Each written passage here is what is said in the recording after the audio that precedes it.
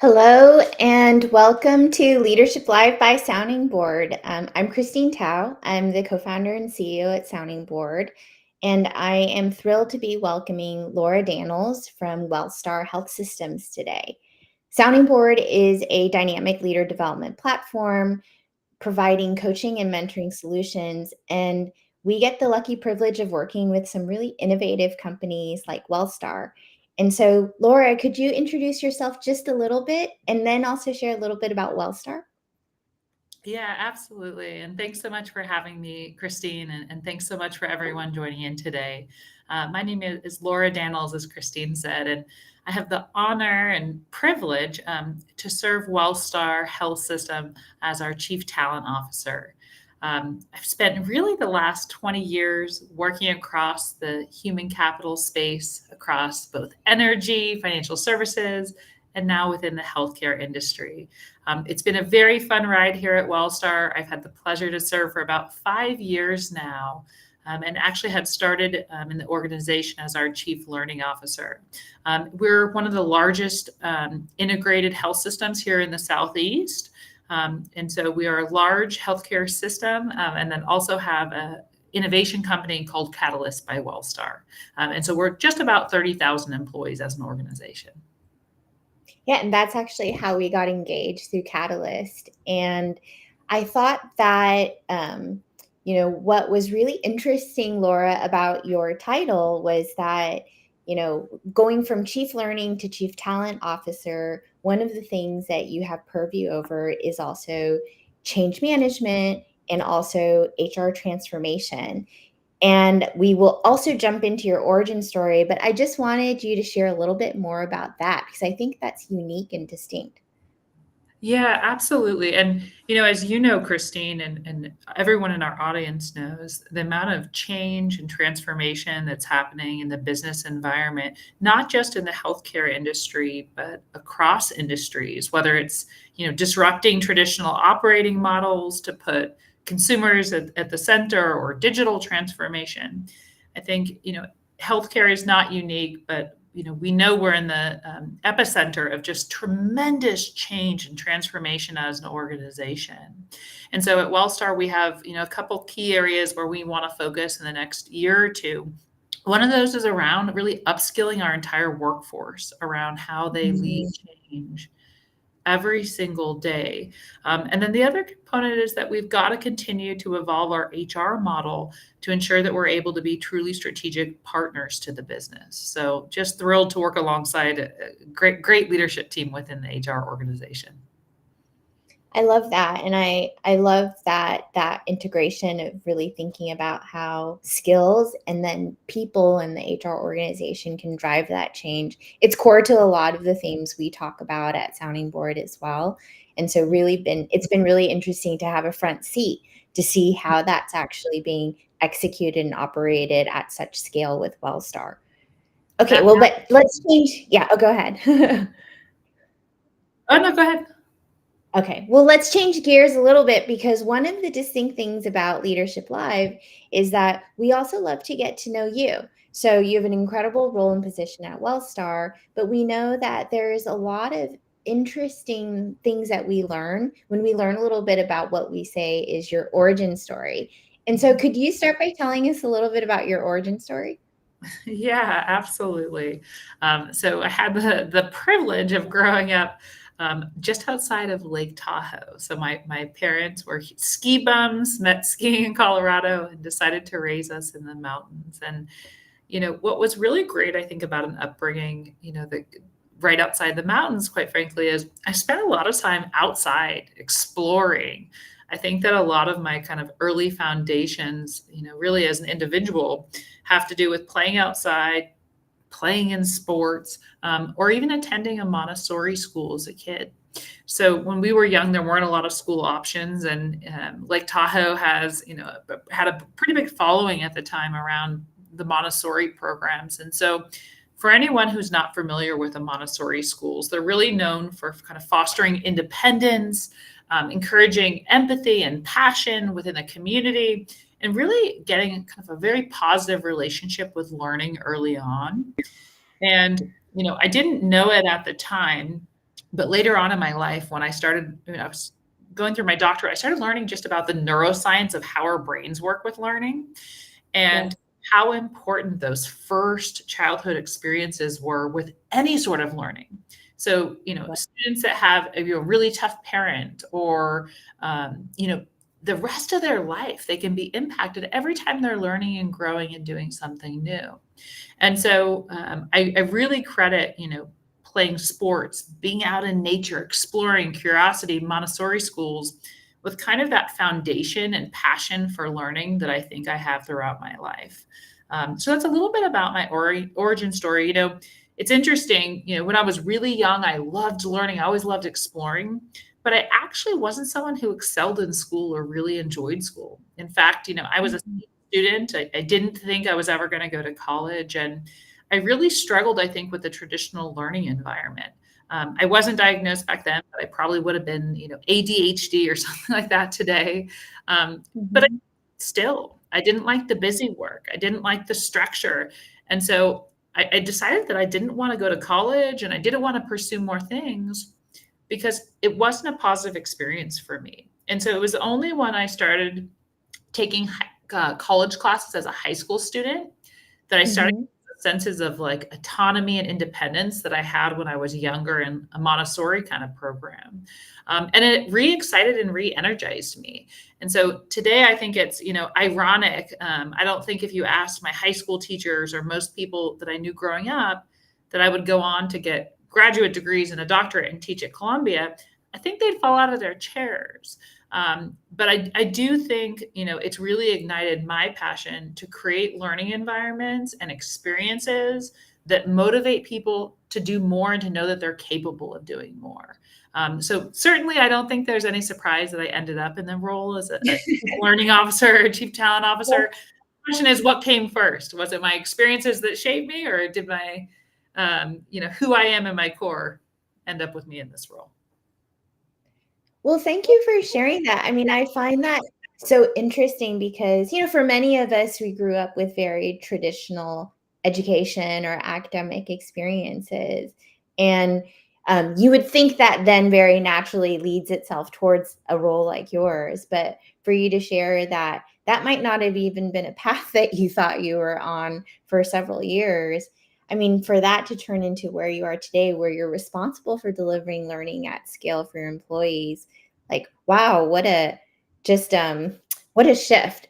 One thing I would ask is, do you feel like that then has influenced how you think about how you're building the learning function or L&D and organization, having had those different types of experiences yourself?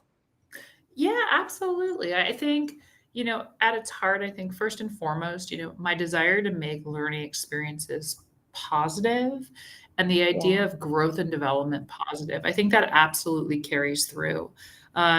So often in an organization, we think, people have it all figured out, or kind of our preferences going into an organization or our expectations going into an organization, we're living a really different life than our parents lived or others who would go into an organization and have a really clear set career path and be able to climb that career ladder. And so I think in today's world where employees are dealing with a career lattice or a career rock climbing wall where they've got to navigate and find out how do they drive and navigate their career in an organization to get those skills and capabilities.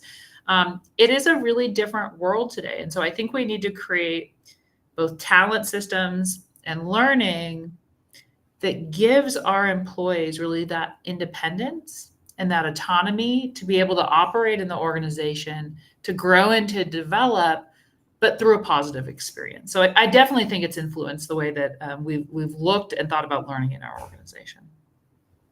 Well, and I think that one of the things that's challenging for an organization is how do you balance that autonomy with Mhm. the needs of the organization and the capabilities and skills that you are needing your workforce to, develop, adapt to, or move to. It sounded like you have a framework around how you think about that, both, from Mhm. an organizational perspective and structure, as well as maybe a philosophy. Could you share a little bit more about that? Yeah, absolutely. So I fundamentally believe that there's alignment between doing what's right for your employees is you also can do what's right for your organization. So when Mhm. we're thinking about kind of our vision, if you will, for our learning or our talent organization, there's really a few core characteristics that we're looking to embed. I think, first is we've got to get our organization thinking and working in a collaborative fashion. So I think for us to really be able to operate both today but also in the future, we need leaders who are able to work across silos or across boundaries, to be really collaborative and to think with that kind of system or enterprise mindset. So I think that's kind of the first of four areas we're focused is how do we embed kind of that collaborative focus, that systems thinking throughout our organization, so that our leaders really can hear and understand the perspectives and the voices of others across the organization and understand how does their role relate to others. I Yeah. think the second component we're thinking about as we build a learning organization is around that kind of overall learning or growth mindset. And Yeah. here, Christine, I think there's a lot of alignment between that personal piece and moving the organization forward. So if you want to have a growth mindset as an organization and we want to be forward focused, always moving the business forward, personally, I believe you've got to have that lifelong learning mindset built into every individual in your organization. And so Mm, when you think about that personal mastery for us, the way that we've been doing this is making sure every employee in our organization has a development plan in place, is having conversations about their personal or professional development with their leader. So I think that lifelong learning piece is the second one. The third piece that we're really trying to focus on is really around that shared leadership vision as well as that alignment across the leader levels. So for yeah. us, what that looks like is one, we need leaders that challenge assumptions and are self-reflective and set an example for their team members. They role model. But in order for us to do that, we need all of our leaders rowing together. And so I always think about the image of like a rowing team where you might have, one person at the front of the boat, but you need your leaders to be rowing together and they need to understand where's the organization going? What's my part in getting there? And then the Mm, fourth component we're really thinking about as we build a learning organization is really just around that team level. So to your question, Christine, we know at an individual level, we need people to be thinking about how can I be better? How can I continuously improve my skills and capabilities? At an organizational level, we need to be forward thinking and constantly be reassessing what are the strengths of our business, our opportunities, our threats, weaknesses, all of that. But the yeah. last component is really around this team learning component too. So how do we embed processes in the organization? I think of the Army, for example, of how they do an after action review after each of their missions. And for this, we've been doing a lot of work around team building. So I think Mm, there's a ton of different efforts we have. All in all, what we're trying to do is really build an organization that has a strong learning muscle. We know with yeah. the amount of change and disruption we just talked about that's going to be happening in Yeah. the healthcare industry, it's going to be incredibly important that we have that agility to be able to learn from our mistakes, learn when we fall down, and get back up and continue going. And what would you say has been going well there and what has been challenging or maybe, surprises or things that you've learned? Yeah, absolutely. So I think the part that's gone really well, I think first and foremost is kind of our commitment and our focus on that personal mastery or personal development. I think, Yeah.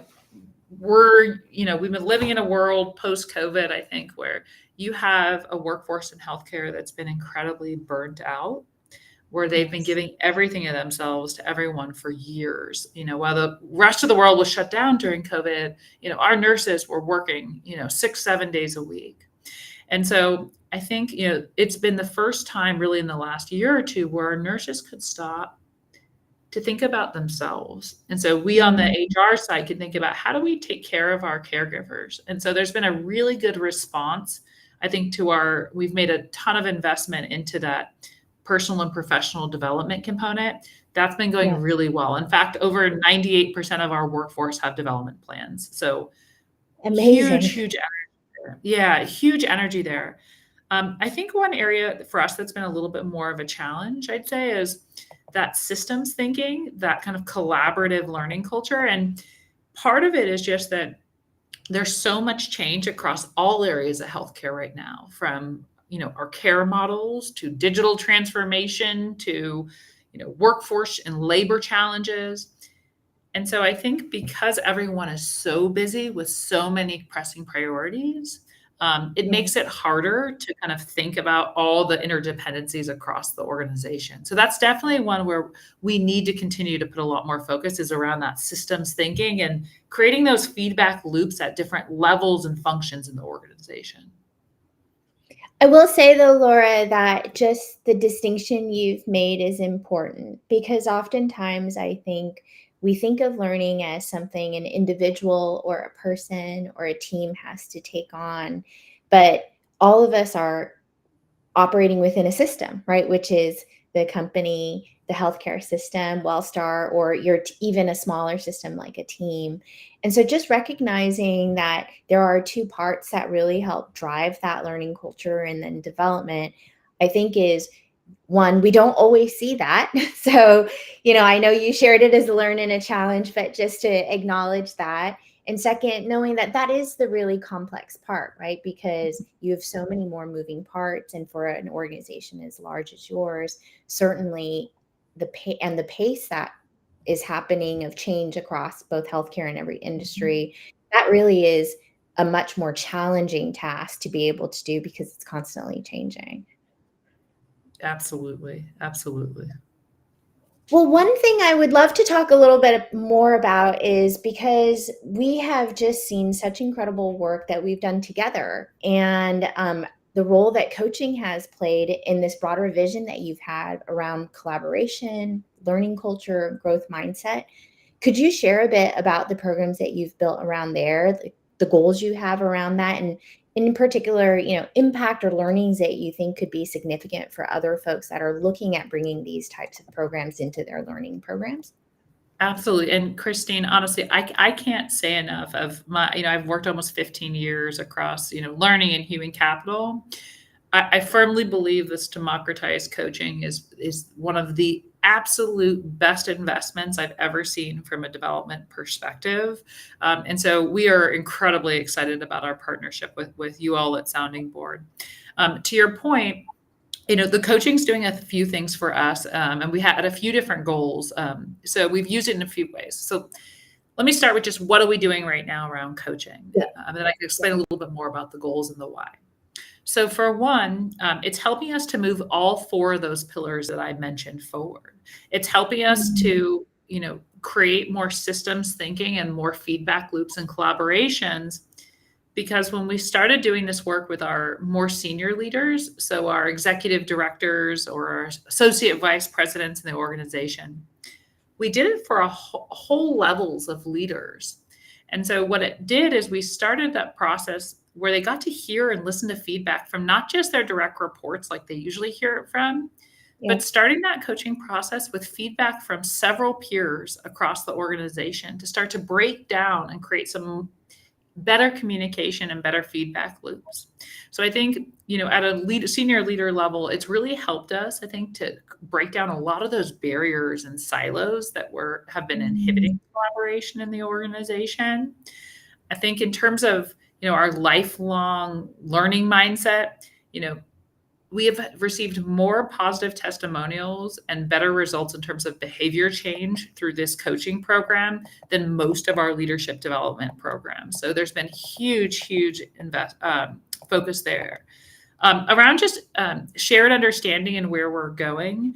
Um, the coaching has been helpful to be able to integrate, some work that we're doing with our strategy. So Mm. we, can partner that coach and build the coaching off of sessions we're doing about our strategy with our leaders. And so, you know, Mm.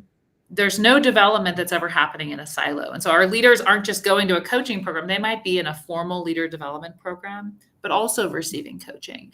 In fact, for Yeah. us at Wellstar, over 90% of our leaders are going through some sort of a development exercise every single year. So it's definitely helped with that shared understanding. And then I think from a team learning or team process perspective, it's just created a really safe space for our leaders to show up, to be Mm. able to challenge how are they going to deal with that tough situation where they have an employee who's dragging down the morale on their team. How are they going to Yes. show up to handle the retention or turnover challenges of their business? And so it's given them a really safe space. So it's been very helpful. I think that's just one example at a leader level. We're also using coaching in some different ways. So we have a pilot going on right now, for example, where we're putting all of the heads of our business resource groups and our inclusion councils. So basically, all of our DEIB leaders in the Mm. organization, we're putting Mhm. them through a coaching program right now. Theirs is specific, but it's really about helping to support them as leaders of our diversity, equity, and inclusion programs in the organization. We've also got a pilot going on that even has frontline team members with our Catalyst Mm. organization, all the way through those leader levels.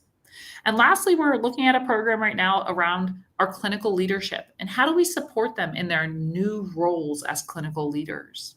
So we've Yeah. certainly, to your point, Christine, used it in a ton of different ways. We have a list going of all the other ways we want to use it in the future, from new leader transitions to Yeah. aspiring leaders. It's just been, the feedback has been phenomenal. So I can't thank Sounding Board enough, I think, for the partnership. And we just wish we had started democratizing coaching earlier. It's been one of the best investments.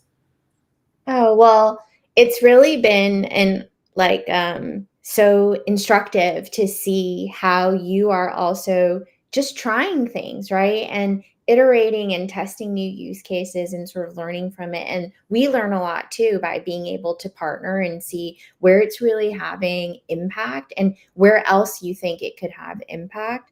I think one of the things that I think is really interesting is that you're pairing it alongside additional programming or training, right? So it's this idea of being able to reinforce either frameworks or curriculum or other things that those leaders are also going through and a way that they can put that into practice. Do you see that as a model that's worked well for you, having those two things integrated? Absolutely. And, to your earlier point, Christine, one of the biggest struggles with all this change is sustaining it.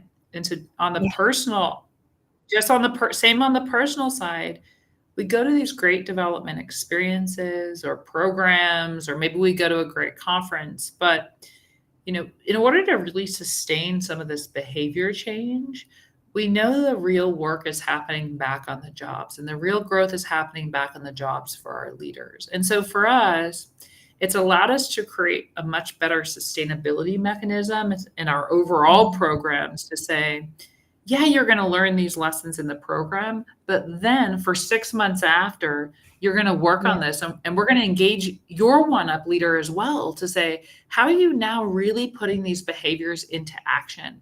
And for us, Yeah. Christine, one of the pieces I'm most excited about in the future, we're thinking about, we could really use this.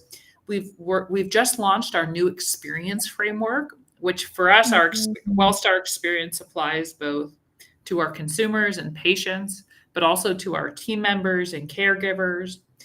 And I so see. we're starting to think now of how can we use this coaching to really reinforce these experience behaviors throughout the organization, whether those be internally or with our patients and consumers. So certainly so many use cases that we're thinking about. Amazing. Well, one of the questions that someone had here, Jay, And you have addressed this a bit, but I think it would be helpful if you could share maybe some more specifics about how WellStars evolved to address these challenges and leading in these turbulent and uncertain environments, because that is actually a big theme for you, right? And that's been a big driver of a lot of the programs. So is there Yeah. anything more you can share about that? Yeah. Yeah, absolutely. So I think, when I joined the organization about 5 years ago, we first started looking about just where are we spending our dollars? Where are we investing? Obviously, we have a limited amount of dollars in an organization. And one thing we found is that we had done a lot of things for our leaders at really specific levels, but Mm, we weren't doing enough to create that shared understanding or that shared leadership vision that I had talked about. And so one of the first things, our leader of leadership development is a gentleman named Gary Gross, and he's phenomenal expert in leadership development. And one of the things he's really done in the last few years is build those integrated leader development frameworks where we know everyone from just thinking about leadership, not even in a formal leadership role, for us then through mm, a supervisors, up through managers, through directors, through executive directors, through AVPs, all the way up through your executive vice presidents. How do we ensure that all of our leader development efforts and approaches are aligned to the same behaviors? We've got the yeah. same kind of red threads throughout. So everything from our culture and our strategy to our DE&I focus in the organization to increasing innovation. So I think creating those integrated frameworks has been important for one. I think the second piece for us that's been a big learning is getting all the leaders together in the room to break down the silos. Yeah. Historically in healthcare, you'll see physician leadership programs, you'll see nursing leadership programs, and administrator leadership programs. And so we've created really intentional connectivity points where they come Mm, together. And so one of the things that Gary and his team have done that's made a huge difference is, as part of our leadership programs, we have folks now work on caregiver action learning projects where they work in a real kind of care team environment where there's a physician, a nurse leader, and administrative leader working together on a mm, real project tied to our strategy.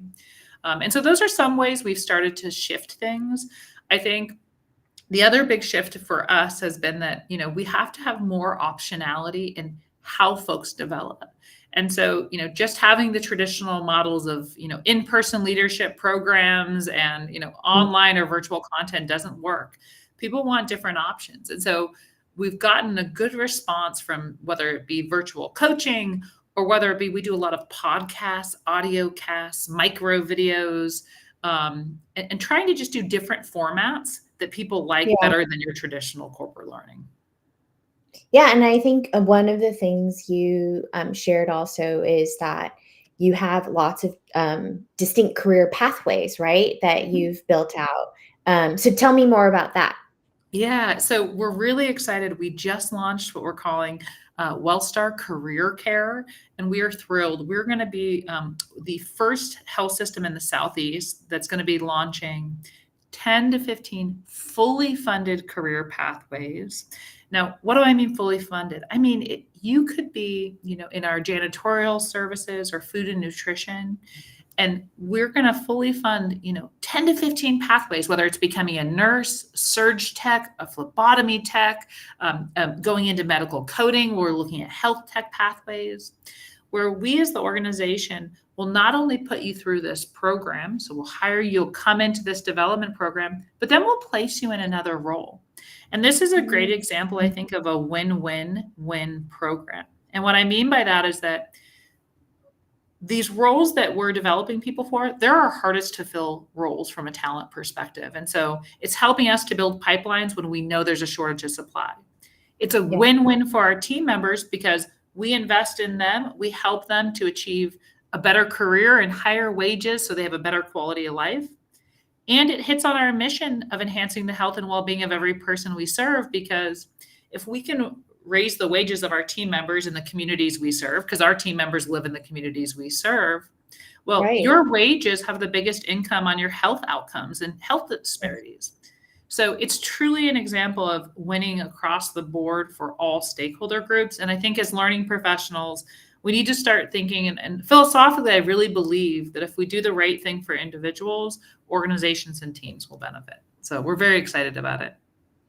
Well, thank you for sharing. I mean, one of the big things I took away really is that you have a very integrated approach to how you're designing everything, whether it's mobility or upskilling, like you just shared about your career pathways, or even, bringing together practice teams or, care teams, as you called them, of folks that don't normally engage to really simulate and help them experience collaboration.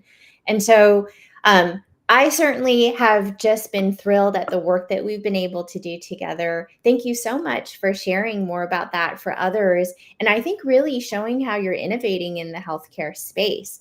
And so, maybe any last parting words for folks out there that might want to build their own similar types of programs and impact?